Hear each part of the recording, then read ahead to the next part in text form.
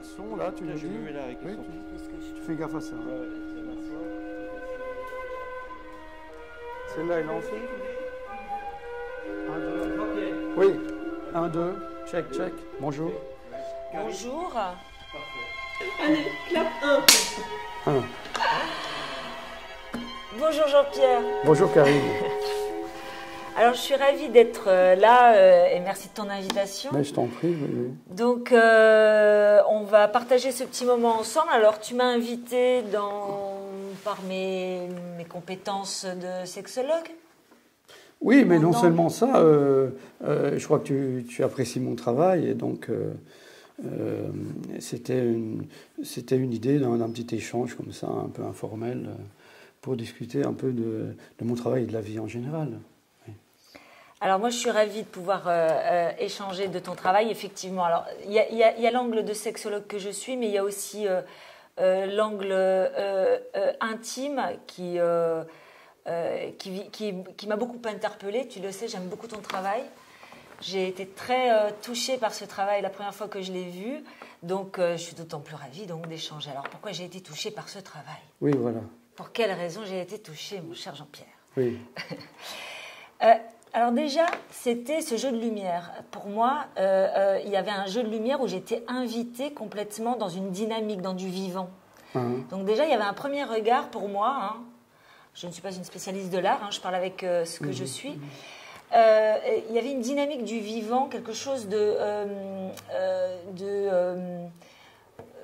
où on nous invitait dans un jeu, pour moi un jeu de lumière. Ça a été la première invitation. Et puis quand je suis rentrée en deuxième lecture, hein, comme on avait pu échanger, oui. C'est plusieurs lectures ton travail. Et la deuxième lecture que j'ai pu faire, en regardant un peu plus proche, j'ai vu toutes les suggestions érotiques qui m'ont évidemment beaucoup interpellée. Et puis cette troisième lecture, presque, il peut y en avoir beaucoup, hein, mais cette troisième lecture aussi qui vient nous inviter dans les suggestions donc érotiques, mais aussi à un moment donné pornographiques. Et je pense qu'on va le développer. Mais voilà ce sur quoi j'ai été touchée dans ton travail.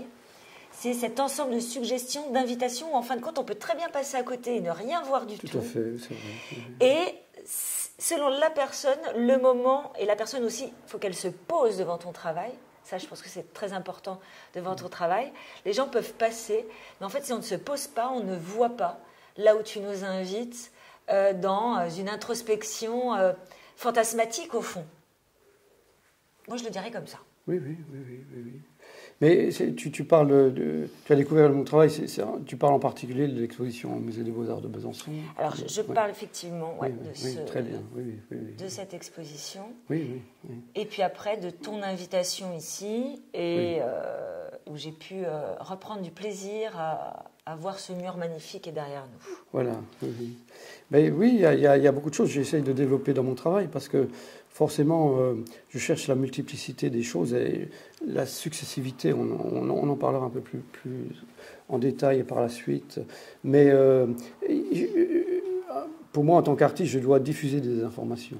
C'est-à-dire, je récupère des informations, je suis un peu un glaneur d'informations, et je les diffuse comme ça au public. Et comme tu l'as dit très bien, la plupart des gens ne comprennent pas parce que quelque part, c'est un peu trop compliqué ou trop simple. On ne sait pas pourquoi les gens ne rentrent pas dans le travail, mais c'est vraiment un questionnement aujourd'hui où je pense que, comme je dis souvent, nous sommes entrés dans une ère un peu post-culturelle. C'est-à-dire que nous n'avons plus accès à la culture profonde, quelque part. On a accès à une culture un peu superficielle. Mais mon travail est très profond, puisqu'il parle bien sûr de la sexualité, de la mort, de la continuité, de l'inconscient collectif, toutes ces choses-là dont on pourra développer un peu, on pourra un peu parler par la suite. C'est vrai que, pour rebondir, Jean-Pierre,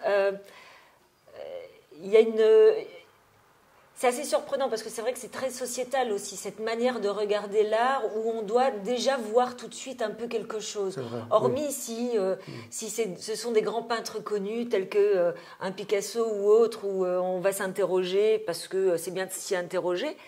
Mais pour le coup, c'est comme s'il fallait qu'on soit déjà invité immédiatement. Mais les gens ne comprennent pas, c'est que l'art demande une initiation, et c'est un peu difficile à dire. Parce que qui demande une initiation, ça demande d'avoir une certaine culture, de prendre un certain temps. Et c'est voilà. Et du coup, tu sais, à quoi ça me fait rebondir? Ça me fait rebondir à la question des préliminaires. Parce que les préliminaires, au final, c'est une invitation. On n'y va pas, on invite et on prend le temps de regarder, de savourer, de s'inviter dans quelque chose qui va nous inviter dans un désir plus intime. Et au fond, est-ce que ton œuvre, ça me vient comme ça, mais est-ce que ton œuvre, au fond, ce ne sont pas des préliminaires? C'est un super compliment pour moi de dire ça. Non, mais on peut dire un art préliminaire, mais... Ou un art préliminaire.